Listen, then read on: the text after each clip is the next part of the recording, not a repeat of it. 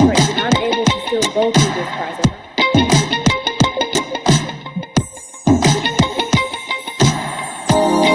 Brave woman, raising brave children. Proud me an immigrant mom, bow to the immigrant mom. Brave woman, raising brave children. Proud me an immigrant mom, bow to the immigrant mom. Brave woman. Restricted, unable to still go through this process.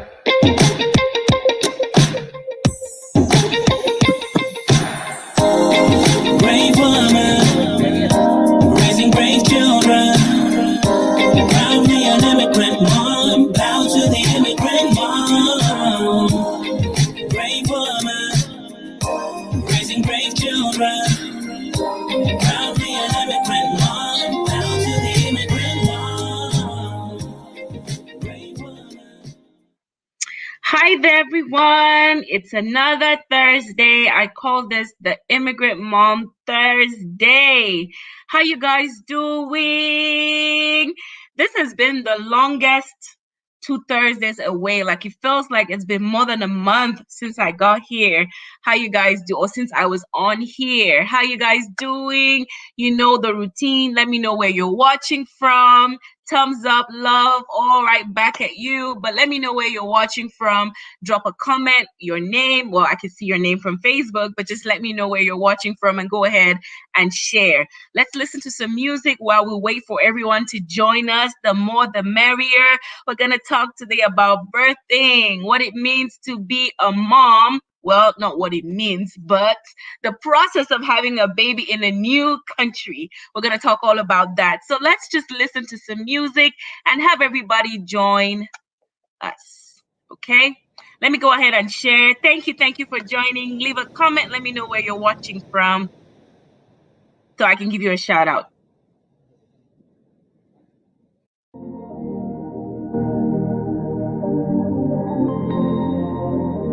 Hi, Fumi. Thank you for joining. Go ahead and share.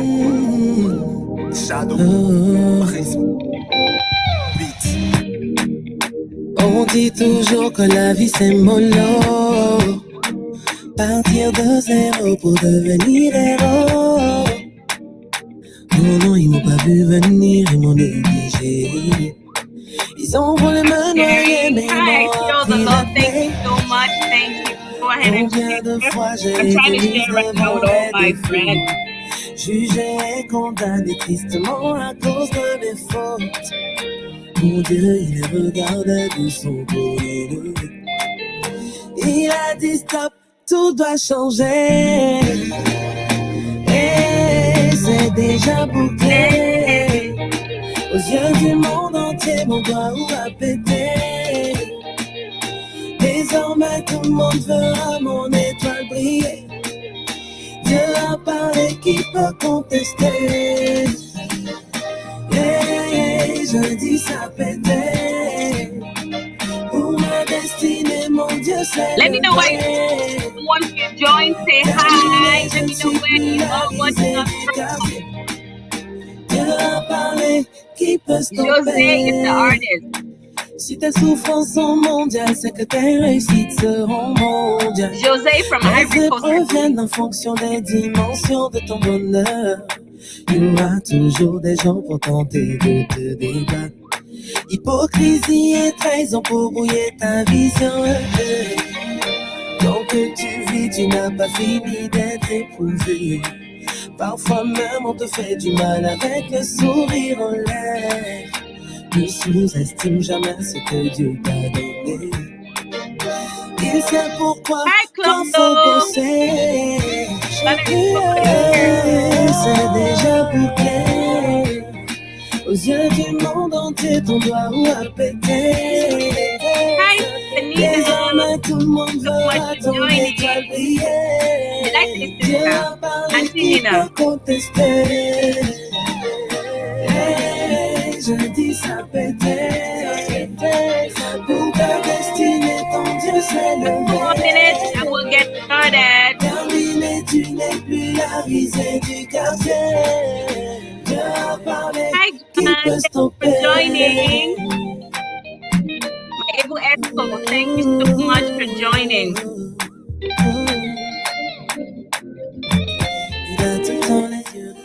Thank you, guys. Go ahead and share, please. Let's share so many more people can join us. The more the merrier. Thank you, Antonina, for all the love. You know I love you right back. Thank you so much for all your support. You don't fail in supporting me. Thank you. Appreciate it. Go ahead and share if you're just joining so more people can join us for this interesting conversation. The Immigrant Mom, we're beginning to make waves. Awesome. Our voices need to be heard because we play a very important part in this society or the society that you find yourself in. Hello, hello, hello.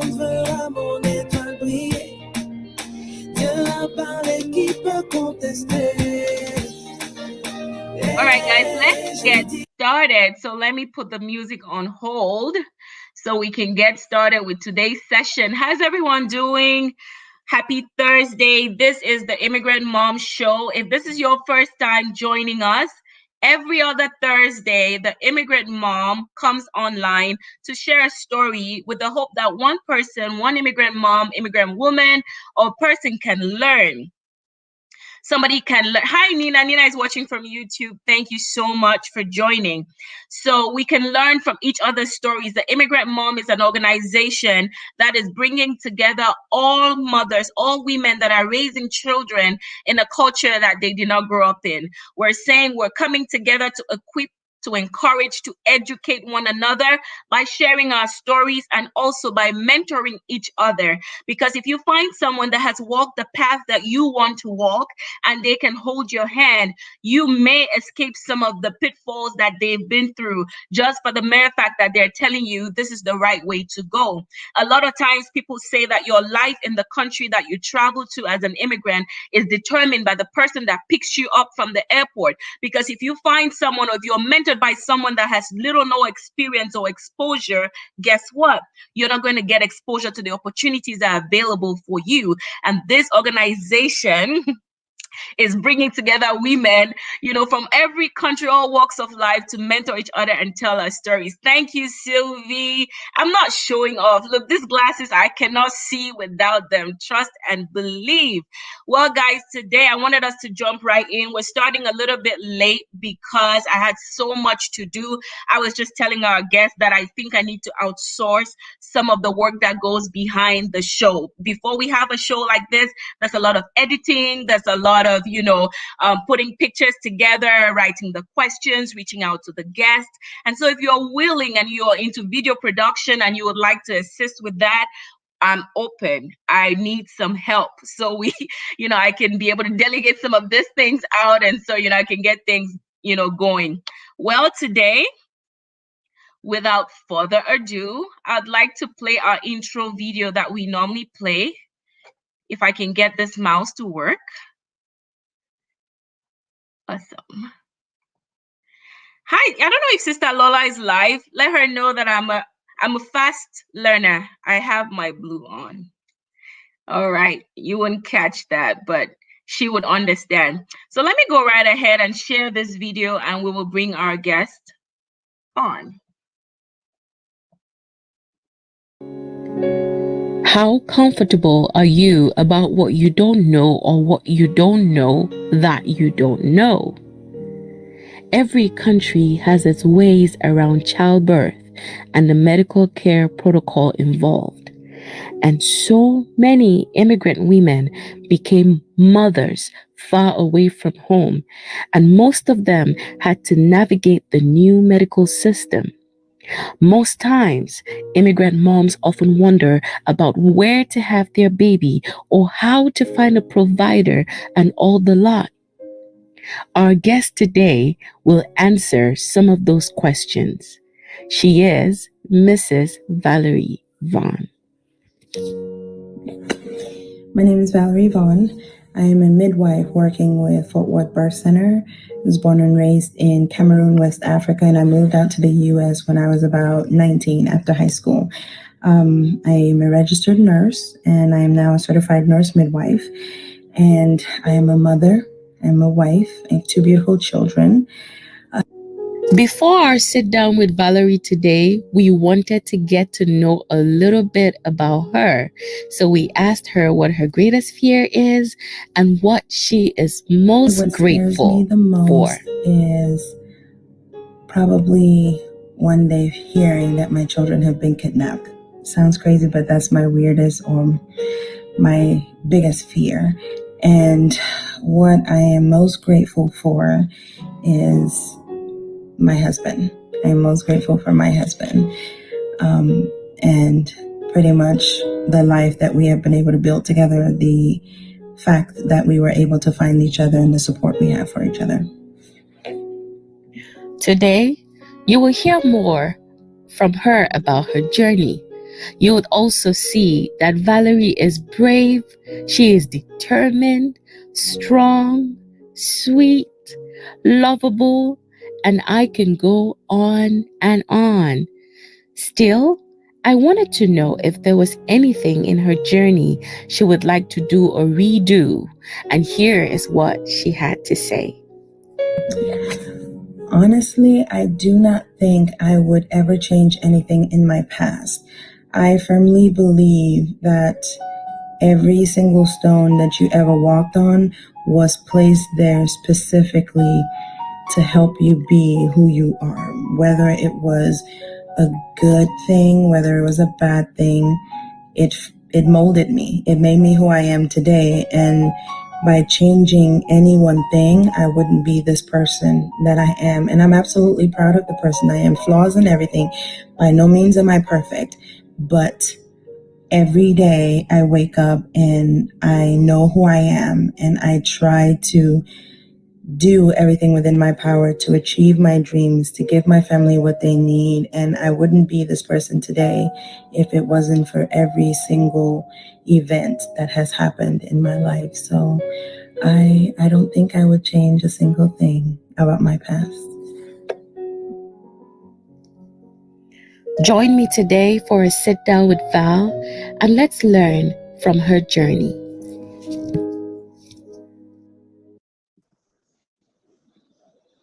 Hi guys. Hi guys. How are you? I could see your facial expression just watching this video like Excel. Yeah, I'm like, dang, okay. You didn't tell me you were gonna do that. I cannot tell you all. I can just tell Thank you you. in part and then you will find out the rest. How are you doing? I'm good. How are you? Doing great. Thank you so much for your patience, with how Absolutely. things were running late and everything. So That's life. awesome. So you're an immigrant mom. You're an Yes. immigrant mom that is passionate about helping other moms have their Yes. kids. So Absolutely. before you started on this journey, tell me, how old is your son now?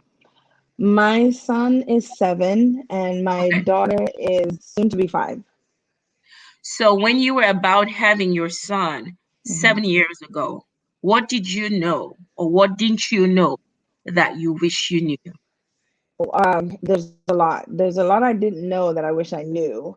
When I had my son, I was already a nurse. I was a labor and delivery nurse, but my experience with midwifery was still a little bit, let's say, green. And the different opportunities that you have when you're dealing with a midwife, or the different types of births that you can have. 9 out of 10 times you go into the hospital and you trust your provider to tell you everything, to have your best interests at heart. And I don't know if anybody's been watching the news, but women of color don't usually get that same treatment. They don't always get the best outcome, and the numbers and the number of African American women or women of color that die during childbirth is staggering. So with the knowledge I have now, would I have made different decisions in who I picked for my care or where I chose to have my baby? Absolutely. And there are limitations to that too, because not everybody can afford those options. It's not always cheap, it's not always easy, and it's not always out there. Sometimes you have to go digging for what's available to you, but Right. but it's Right. there's a lot. So if anybody's on here, I can see that we have a couple people with us. If you know someone who is, moving to the US, about to have a baby, their first baby, please go ahead and share this with them. Because like I said in my video, being a mother introduced me to a whole land of what I did not know. There is what you don't know, and then there is what you don't know that you don't know. And I think that that's what scares me. When you don't know what you don't know and you just go blindly thinking that you know, but quite you don't know. So let's go ahead and share and tag everybody. I had someone a couple weeks ask me, Excel, I have a friend who is about to have a baby. What do I do, or where do I refer her? So we have the expert here with us. Valerie, if a woman is pregnant, Yeah. from the moment she learns that she's pregnant, with all that you know, what is your advice from the moment she discovers she's going to be a mom?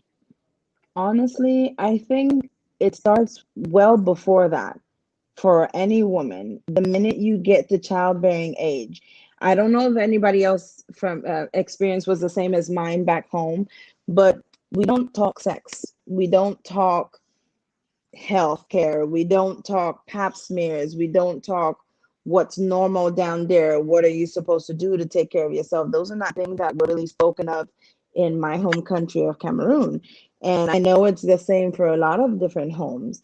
So I think for women, once you get to that age where you can have a baby, as in when you start having periods, conversations need to be had then on how you take care of yourself. And if you know that you want to have kids, that's when you start to prepare.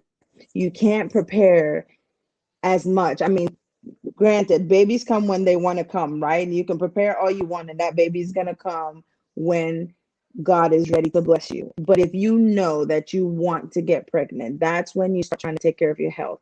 That's when you start making sure that your blood levels are okay. You're supplementing with the right supplements. You're taking your prenatal vitamins. You're hydrating. You're exercising. You're keeping your body moving. And you pick your provider then. Because once you're pregnant, your clock starts and your options are shortened because you try to get in where you can fit in. And so you never want to make that type of an important decision with a short time frame. So you want to make Right, sure you get in with your OB ahead of time, because I know plenty of women in my family who get pregnant and have a miscarriage and have a miscarriage and have a miscarriage, and then they dig deeper and they find out they had health problems that could have been avoided or could have been managed had they known, because they've right, never been to an OB, or they've never had a pap smear, or they don't get checked regularly. People right, assume that going to an obstetrician or getting your pap smear or getting that well woman's visit every year is only for people who are sexually active. But that's not true. It's for any woman who is of childbearing age, which is the same as if you're having periods, guess what? You're of childbearing age. You can get pregnant. And nowadays you have girls of 9 who are menstruating. And the minute that starts, they can get pregnant. So it's your So recommendation that every mom should take their daughters to start seeing an OBGYN from the moment they start seeing their period? I would say if you start having periods, conversations need to be had. I wouldn't give your 9-year-old child a pap smear. Absolutely not. The recommendations is not even to do that until they're well into their 25s and 30s. But by the time they're that age, you as the mother need to be having conversations with this child. You as the mother needs to make sure that you're still, because a 9-year-old is still a pediatric patient. So you want to make sure that that pediatrician is checking your child and making sure that they're okay with limitations. But it needs to be an active practice. If you're an adolescent, if your child is 15 and having periods, I mean, how many of us told our parents the first time we had sex? Not many. So you want to have those conversations with your children. I mean, you want them to know about their bodies from you. You want to be able to have control of the information that's out there, because this is a technological world. They can go on the internet and Google something and have a slew of information thrown at them that 9 out of 10 times they won't understand. And you Right, do not want them getting their information from anybody else than you, because who else is going to have their best interest at heart? So right. if you And I'm don't know the information, then seek out someone who does. Talk to your OB. Tell them what's going on. Tell them my child is going through this. How can I help my child? What do I need to do to make sure my child is okay? And I'm glad that you're bringing this up. For those who don't know, the Immigrant Mom has a book club, and the book that we're discussing in the coming weeks is about having this talk with your children. A lot of parents don't really know how to have the talk. It's not a very easy conversation if your parents did not have it with you about telling them about their body parts, talking to them about sex. So, if you're a mom and you would like to learn from other women who have done it on how to talk to their children about their body, about sex, join the Immigrant Mom Book Club. We actually have a reading on Saturday, 7:30 Central Standard Time. Now, Valerie, what you talked about with regards to children, let's shift the focus to women. We come here as adults. A lot of us come here 18, 19, and above.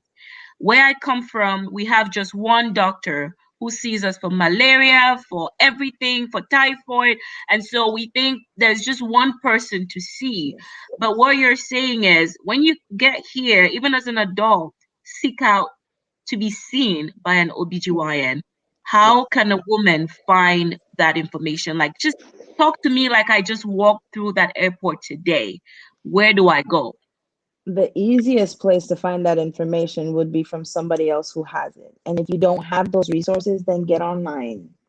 Get online and just do a Google search. Because 9 out of 10 times, if you're an immigrant and you just got into the country, you're lacking some things. You don't have insurance, not in the country. And so you would more than likely be looking for something that is very available for you. I'll talk from my personal experience. I was 19, and after moving here, I don't think I had ever seen an OB-GYN. And when I started dating, I took it upon myself because I was like, I am not about to embarrass my parents and get pregnant. I'm sorry, my dad will disown me. I need to figure something out. But I didn't have insurance. I didn't have any money. Where was I going to go? I wasn't going to be able to go into a doctor's office and pay the amount of money that it was going to require. So I went to a Planned Parenthood. I know right now Planned Parenthood has a lot of bad press with abortions and all those things. But the fun of the funny part is Planned Parenthood is just that. They provide gynecologic care. They'll give you a pap smear. They'll provide you with cheap birth control. They'll provide you with condoms if you need them. And just educational information is not just about a place where you go to get abortions. They are way more than that. But the media will show you what it wants to show you to further their agenda. And if their agenda is to close the Planned Parenthood, they're not going to tell you all they good to do for people that can't afford to see an OB-GYN. They tell you what they need you to know, that they cause Yes. abortions and they do all those things. But that is where I got my very first pap smear in the US, and I got on birth control, and I felt like I was in control of my health myself. I had the information I needed. I wasn't just going to be at the mercy of whoever, whatever.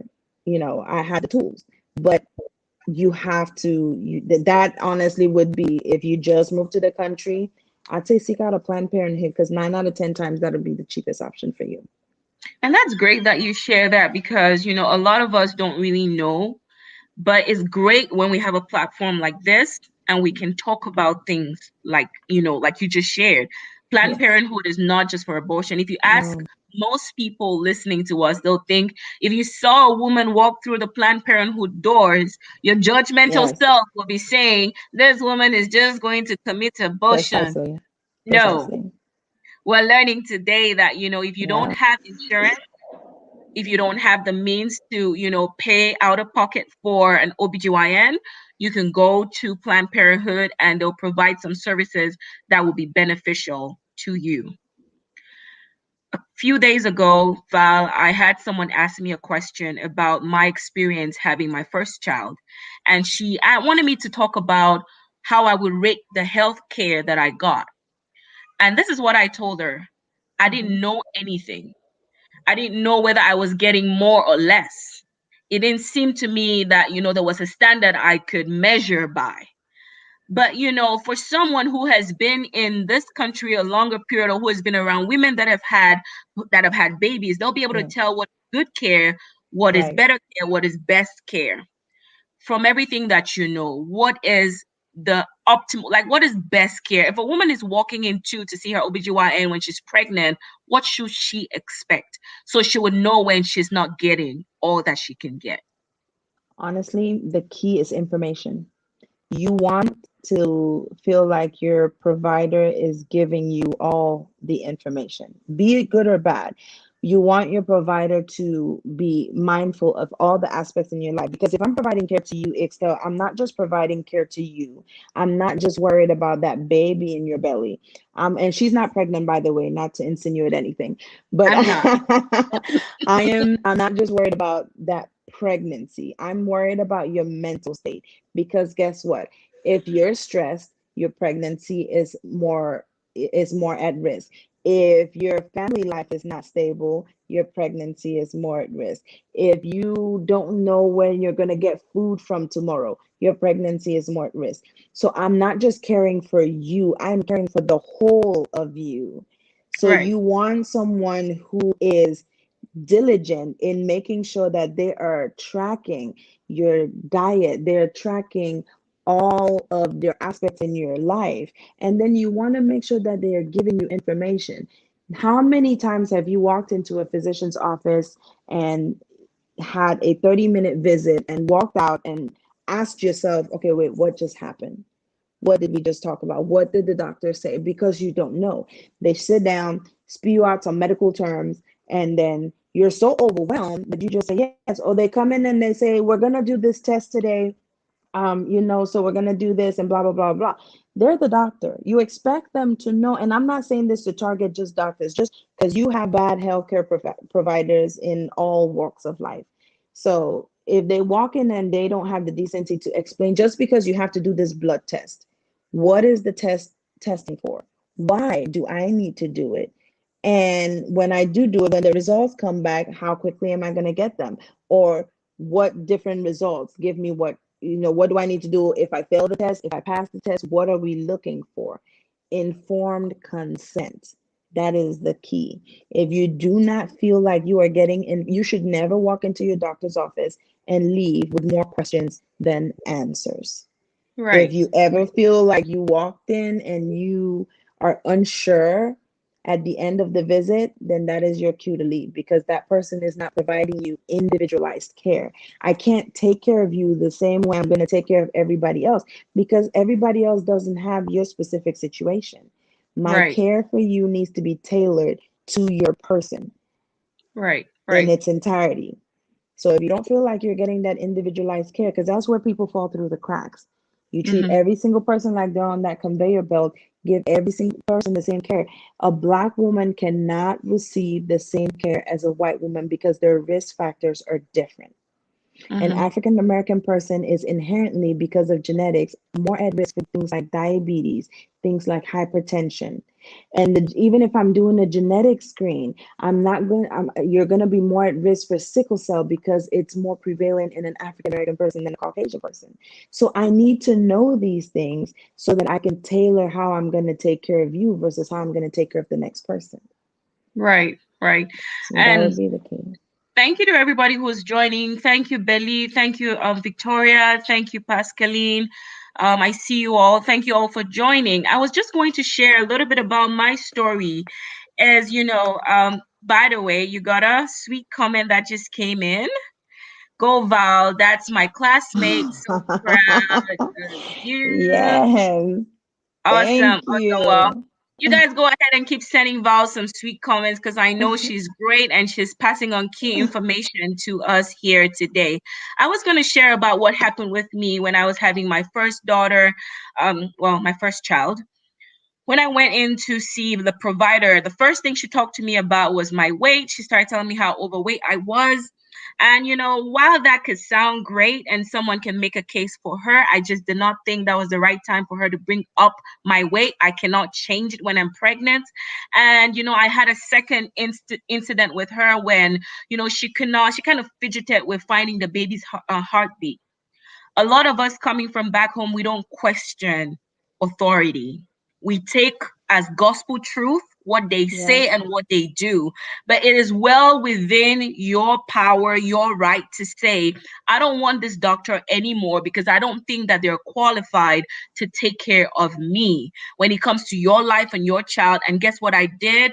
I fired that doctor. I went with Yes. another person because I didn't feel comfortable. So let's know, we're learning today that you can say, I don't feel like I'm getting all the care that I Yes. need from this doctor, and I can change it. So, Yes. Val, what you're saying is if a Black woman is walking into the clinic, and I know we're specific here, our audience is not only Black, but Right. then you should be asking questions about, what do I need to do about my diet so I don't get Yes. gestational diabetes? Right. That should be a conversation. You should be asking, and funny, you shouldn't have to ask. As your provider, that is what I should be doing automatically. I should be talking to you. Like if you came to me and your weight was elevated, you're absolutely right. That is not the time to tell you, look, you're overweight. I can definitely talk to you about your weight and say, because of it, you're at risk for these things. So these are the things that we are going to implement to help prevent you from having these issues. I would say, in all honesty, Excel, your weight puts you in a risk criteria. So I'm going to be watching your diet like a hawk. I want you to do a diet log and bring it to me so that we can have a discussion. I can see what you eat typically in a day, and that way I have grounds to tell you, okay, well, this is good. Maybe we need to add more vegetables here. Okay, you need to add more protein here. Me just telling you, look, your weight's not good doesn't tell you anything. It doesn't give you any tools to go and fix the problem. All I did was tell you had a problem, made you feel horrible about yourself, but I didn't give you any tools to fix it. And that's the issue. If I'm telling you there's an issue, then that's my job as the person who has studied in that field to say, this is an issue, yes, but this is what we're going to do to fix it. This is how I am going to give you the best care to prevent these issues from happening. And Right. then once you've had this baby, we can talk about planning for the next one. And I'll say, okay, well, we remember we were at risk with this baby. So how about before we get pregnant again, let's do this, this, this, and this, so that that next pregnancy is even safer than the first one. With everything that I have learned after my second baby, I can tell you straight up now that I really did not get all the information that I needed. From, birth control after having a baby, like if you don't know you're Mm. most fertile after you have a baby. Oh, Someone used to yes. say this. Like I blame Auntie Nina, who is on this, who's watching, for not telling me that. And that's how I ended up having two babies 11 months apart. Someone did not do her big sister job well enough. Auntie Nina, I'm putting you on blast right now. But let's set the expectation. Antenatals in Yes. Cameroon and and what we call it here. What do we Prenatals.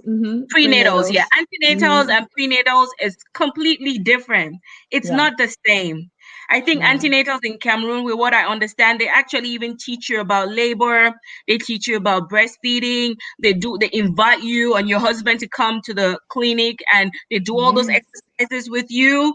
In America, no, no, no, no, no. That's Set the actually, expectation. that is actually true and not true. Tell In me. America, with the wrong provider, that is not true. Yes.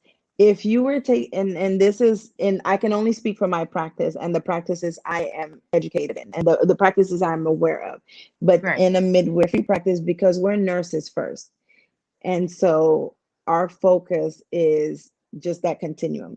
If you came and said you wanted to have a baby with a midwife, you would automatically be required to have a childbirth class and attend it. You would automatically be required to have a doula if this was your first baby. You would be required to do so much education, it is going to make your head spin because we know that you do need all those things. You will get a postpartum class, you will get so much educational material. Like I don't know how a woman can go through pregnancy and never get a handout in per trimester and say, hey, this is first trimester, this is normal. Because how many women go through first trimester and all of a sudden you're spotting and you think you're having a miscarriage and you don't even know that it can be normal, or you're in second trimester and all of a sudden you don't feel pregnant anymore because all those symptoms have gone away and you're worried that maybe you're about to lose this pregnancy and you don't know that's normal, or you're walking down the street and you have that sharp pain that just about knocks you to your knees because your ligaments are cramping up and you don't know that's normal.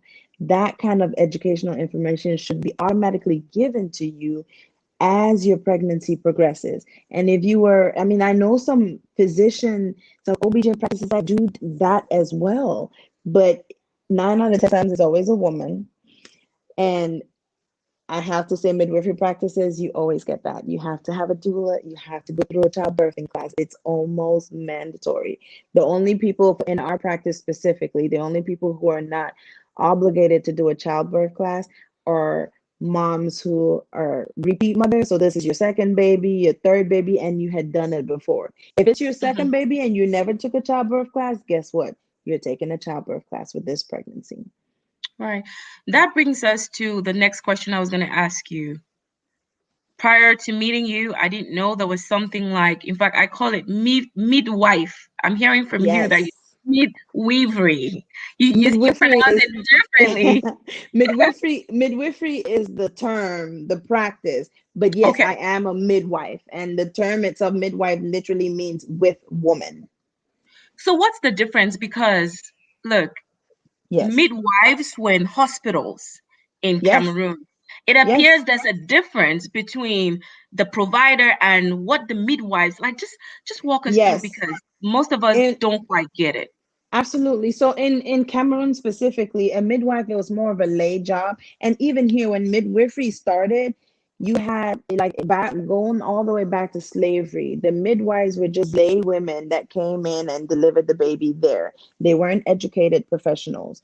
And in Cameroon, 9 out of 10 times that midwife is not the educated person. She's the one that's just with you in the village somewhere delivering your baby in the hut.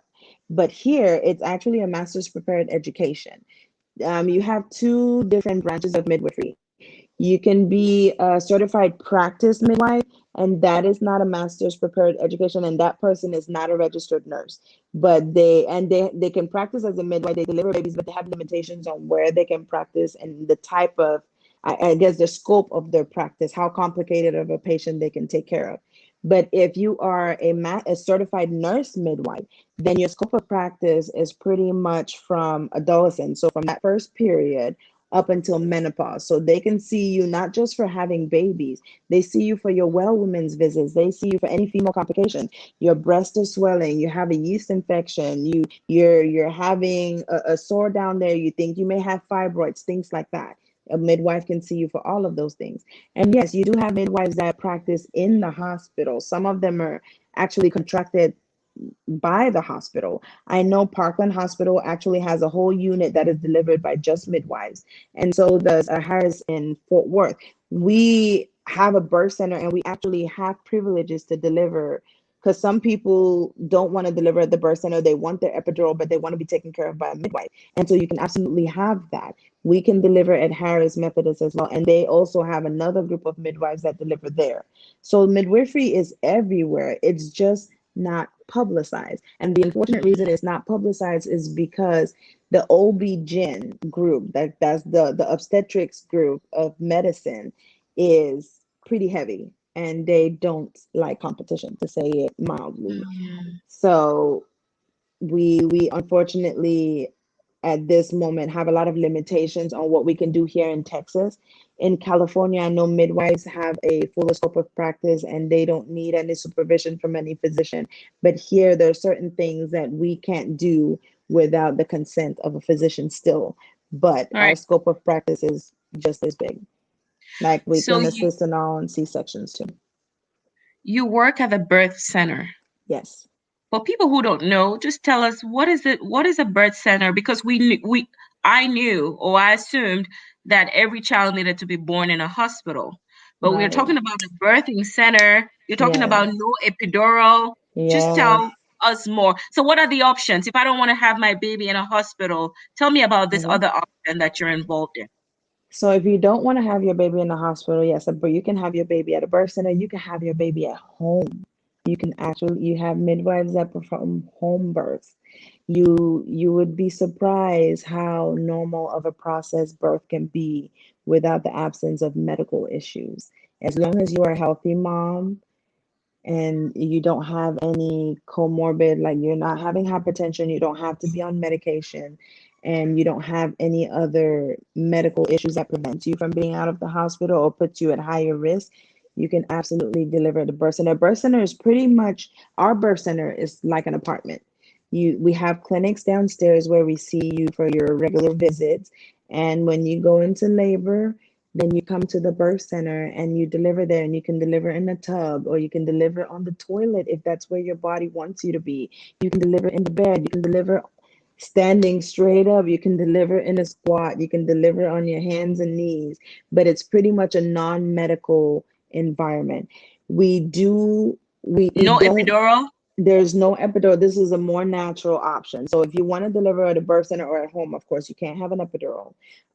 But we're not so cocky, for lack of a better word, that we don't know that birth can be unpredictable. You can absolutely be healthy and have a birth and then have a hemorrhage.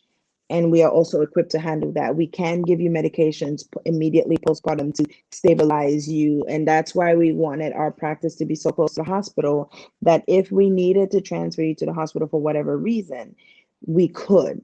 And we can continue providing you care. But for that initial stabilization period, you can be at the birth center and receive all the care that you would in a labor room at the hospital. We have a neonatal station where if for some unsuspecting reason your baby was unstable after birth, we can do everything up until intubate your baby before we have to transfer. So the options are absolutely endless. Well, if you're learning something from all the information that Val is sharing, please leave a thumbs up or leave a comment for Val. Let us know what you're learning. Let's know what you're gaining from here that you can pass on to someone else. So, Val, can people reach out to you? Because I know this might be a lot.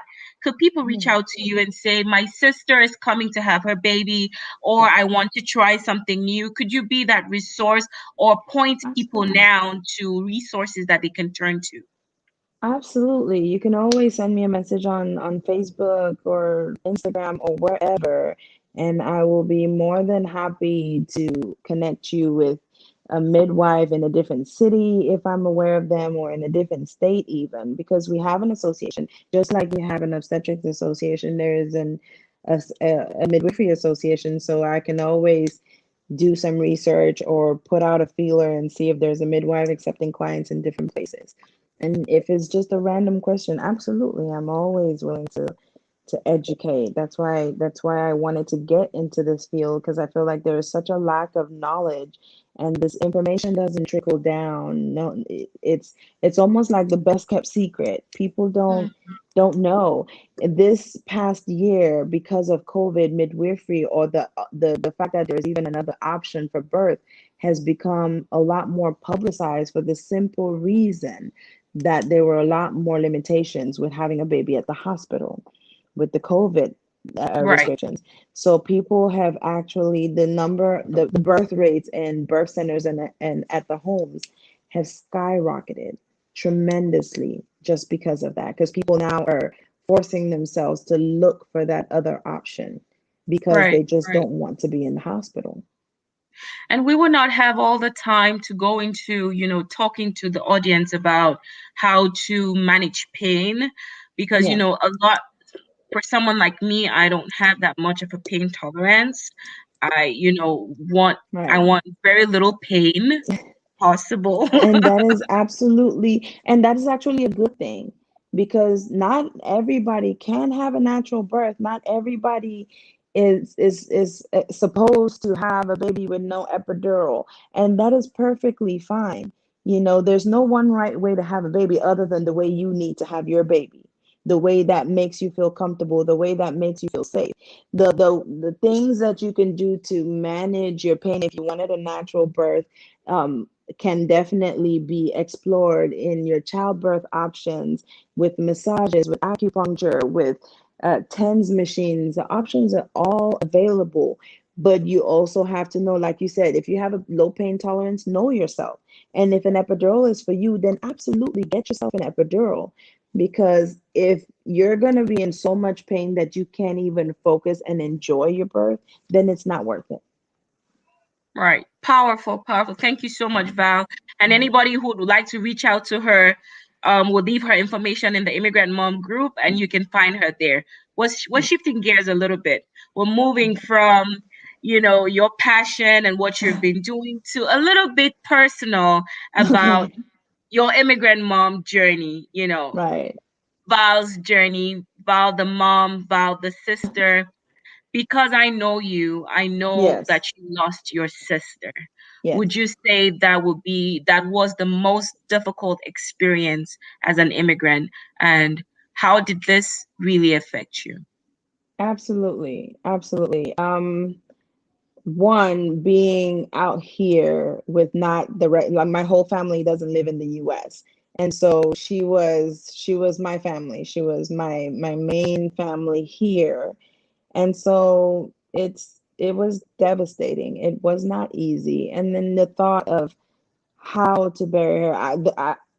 I can't believe I'm about to say this, but I was actually thankful that she passed when she passed, because she passed, for people who don't know, she passed in December of 2019, and we buried her January of 2020. And shortly after that, the world went into lockdown. And I Right, am so thankful that things happened the way they did, because my parents were able to come for the funeral. My younger sister was able to come for the funeral. And I cannot imagine what it would have been like if she had passed a couple of months later. It would have been just that. It would have been me trying to coordinate her loss and trying to, and not, I can't imagine what my parents would have gone through not being able to see her. I wouldn't have been able to bury her, or she would have had to be cremated because of COVID, and just the dynamics of all of it. But I mean, being in another country and not having that support system is a huge thing.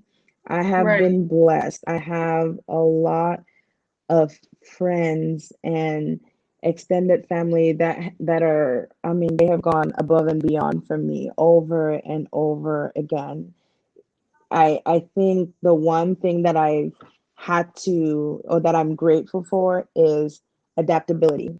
A lot of the times, one thing that I have seen in our community as immigrants is we tend to try to find home in the US, which is a big thing. It's a very good source of comfort. But I think it's important to make home out of Cameroon rather than find home. You don't want to isolate yourself with just what you know, because that's going to be impossible. You want to make your environment your new home. You want to invite people in your circle, because strength in numbers is a thing. The right, people that I could lean on were not even from my home country, because they were the people that were here and they made themselves available to me. Not that I didn't have people from my culture available. They were there above and beyond. They showed up and they showed out. But my circle was huge, because my circle was not just Cameroon. It was people from all walks of life. The US is a melting pot, and I strive to make my life just that, a melting right, pot of people, because that's also how you learn new things. If I right, came here and I just enveloped myself with people from back home, I would not learn anything new, because we would all have the same mentality and we would all be doing the exact same thing, and nothing would change. But you right, come here and you bring new people into your circle so that you can learn from them and they can learn from you, and we all get right, richer that way. So right, right, I say definitely try to make a home here. Don't try to bring, don't make another Cameroon, don't make another Africa. No, make something completely new, something completely special that is going to be exactly what you need it to be, right. And is the key. I always say that, I didn't travel this far to come here and still do the same things like I never left. You know, Yes, we have to learn to do things, to learn new things and meet new right, people. right. My condolences. And, this is Thank why I you. say you were brave. To lose a Thank you. sister leaves, such a vacuum that it takes quite a lot to feel. And, Thank you. it's my prayer that you'd have comfort and strength on your low days. You I talked about a appreciate that. melting pot. You are Yes. the melting brewing pot. Thank you. Thank you. Well, there's a whole myth out there for those, most people probably know who say, I can never marry out of my tribe. Yeah, I People got say some I grief can for never that marry one. an people actually say I can never Yeah, marry an African American. yes. Let's touch that hot nerve. You are married to one. I am. I What's am. And let's just address a myth that people have and yeah, how your unique situation is. okay. Yes. Um, I have to say I got lucky. I can't, I would be lying if I said otherwise, because my husband is, he's a gem. He's open. He's very open. And when we met, there was, I mean, I we were from completely different worlds, right? You don't think you'll have things in common with someone who knows nothing of your background, who has never been where you were, who doesn't understand that African way of life, that guess what? As soon as my mom retires, she's moving in. And if my sister comes to the country, she's moving in. And the house is gonna smell like crazy when I make some eru. But that's just what it's gonna be, and we're going to speak 500 different languages, and we're ridiculously loud and all those things. And but we had things in common that were not cultural, just as human beings. We liked certain things together, and we could communicate with each other, and it was, and we supported each other. I think that was the key, to find someone who accepted me as I was, because I'm a lot. Anybody who knows me knows that I'm a lot. I am opinionated. I am picky. I am selfish to a point. If I want something, I get it. I go for it, regardless of how long it takes me. And to find someone who was very willing to literally stand there and have me stand on my shoulders, and would just keep pushing me forward and say, if that's what you want, go for it. If that's what you want, I've got your back. That's it. And that doesn't know culture. That has nothing to Right. do, Oh that has wow. nothing to do with race, color, age, gender, nothing. If you find that person that is going to make you the best version of you, then that's it. That's the key. Right. Nothing Right. else. So people have that problem where they, because I got some grief from a lot of my Cameroonian friends, like, what? You're selling out. I was told that I was selling out. And I'm like, actually, I'm trading up. I'm trading up because I found someone who's not going to expect me to sit in the house and be a housewife, because I knew that wasn't me. And a Right. lot of African men want that. I'm like, no, no, no. I won't be sitting there pounding for every day for you. I don't mind cooking for you, but guess what? If I come home late too, you need to be in the kitchen cooking for me too. So you have to find your person. And there's some women, and this is not to talk down on a housewife, because the reason I can't be a housewife is because it's too damn hard. Honey, it is hard to stay home and take care of those kids 24/7. That job does not pay. There is no breaks, no vacations. But those women that have that passion for that, if you find that man that is going to allow you to do that to the best of your ability, then that's it. That And is it the shouldn't matter where simple. he is It from. It shouldn't shouldn't matter. matter. Girl, he could be white, Hispanic, Mexican, Asian. I don't care. If he makes you happy and he brings out that person that you were meant to be, then that's your person. Plain and Right. simple. The I rest, think we need a session on here. We just invite different immigrant moms who are married to, men from different cultures. We'll right? have Val, we might have Berlin, we might have different Right. people who are married to, men from other countries or other cultures, and just have a Yeah, chat about what it's like. But if I heard yeah, you well, you said if you found someone, or if you find someone that accepts you for you, that yes. wants to lift you up, it should not matter what the color of Mm-mm. his skin is. It should not No. matter what his cultural background is. Take every case as on an individual basis and get to Yeah. know a person. Let's Yes. stop, using all these blanket statements that will keep us from the glory that is supposed to be ours. Well, Amen. Val, There might be someone who is so admired or so admires your life and everything that you have done and is saying, well, can you leave me with one word of wisdom with everything you have shared from your journey into midwifery to, your courage after losing your sister to the blissful marriage you have with an African American man? Give us one parting word of wisdom. It's not easy. Life is not easy. You know, last year, same time last year, I was heavily depressed, struggling to finish my degree. Could barely make it out of bed because the pain of losing my sister and the stress from COVID was just too much. What you see on the outside, what people post on social media, that's not it. You can't compare yourself, especially as an immigrant. When you come out here, maybe you have some friends that have been out here for years before you, and they're somewhere on that line. They've achieved so many other things that, normally you guys may have started on the same track back home, and now they're so much further ahead of you. You can't look at life like that. You want to look at life right here, you, and go Right. at your pace and know that it is not going to be easy. Anything worth having is worth bleeding for. So Mm, just wake up one day at a time, and just decide to keep moving. Just one day at a time, just decide you're going to try every single day to do one more thing that makes you happy, no matter what it is, because we're all going to be gone tomorrow.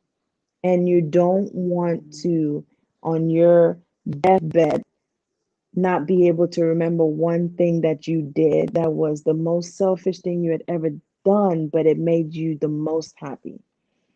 So just live your life to the best of your abilities. Wake up every day and choose you. Because by choosing you, you're choosing your loved ones. If you're not your best self, then you're not your best self for them.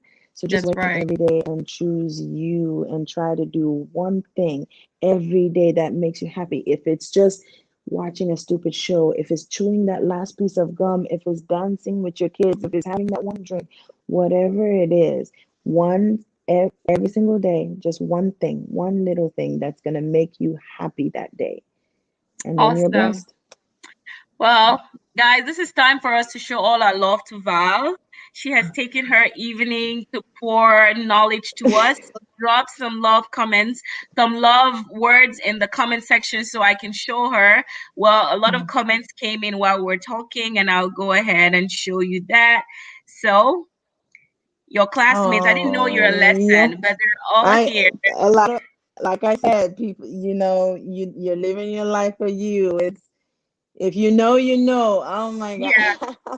Thanks for the Thank information. you. Cloco, You're your bestie, is welcome. here. She says, thank you for the information. Great Oh, you're stuff. welcome. Tay was here as well. All classmates gather here for a selfie.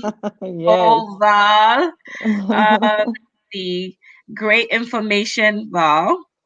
Nina Oh, here says, go Val. That's my classmate. So proud of oh, you.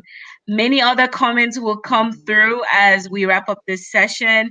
Belinda here says, thanks, Val. This is great information. Thank you so you're much for hanging out welcome. with us. Really enjoyed this Absolutely. Thank time. you for And having me.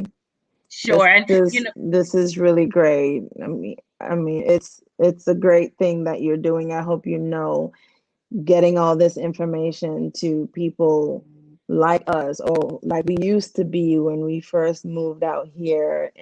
And you said something in the beginning, your success in the US is based on who picks you up from the airport. It's absolutely true. And if that person is not the right person for you, then no, you will not make it because the options are endless and you pretty much have to know who to follow. right, So right. it's good that you have Thank this you. information out here for people. You're well. Thank you so much. I appreciate it. Thank Mm, you. Like you said, I wake up every day. I don't really think about the magnitude of what I do. I just mm, say, today is a new day. I'm going to come Mhm. forth with my best self. Even if it Yes. means sharing information, making a flyer, scheduling a show, I'll do something that will make a difference. And all those Mhm. things somehow come together and has a huge and a big impact. Someone says I missed half the session. Thanks. I learned the other half. Well, thank you guys, and Mhm. thanks Val so much for joining us. Well, if you joined late, we talked about a book club that is happening this Saturday, and we're going to learn about having the sex talk with our children. Listen, guys, listen. The environment that we're in is not the same one that we grew up in. It is a lot different. Our children Mhm. are we're giving them phones way earlier than we ever had our first phones. That should worry you as a parent that your child would have access to information from someone else other than you. We have to learn when to tell them about sex, about their body parts, about other people and how people approach them, about hugs and kisses and how most of the time these predators bait children. It doesn't just start from abuse, it starts from Mhm. something. So we're getting Mhm. into a book club, Immigrant Mom book club, to talk about these things. Don't ignore. You know, ignorance is never an excuse, and sometimes ignorance costs lives. So never be on the other side of had I known. This is an opportunity to learn with a group of women, and so join us. Well, we're going to have an interesting show in 2 weeks. If you remember the Sosoliso air crash in 2005, where there was a survivor called Kechi, Kechi's mom is going to be with us 2 Thursdays from today. Make it an appointment, set your reminders, and come and learn from a woman who has brought up her child, though a burn survivor, with so much confidence. She's not afraid to show herself, scars and all. All right, guys, thank you so much for joining us. And I wish you a great and a blessed weekend. Until next time, stay blessed and stay safe.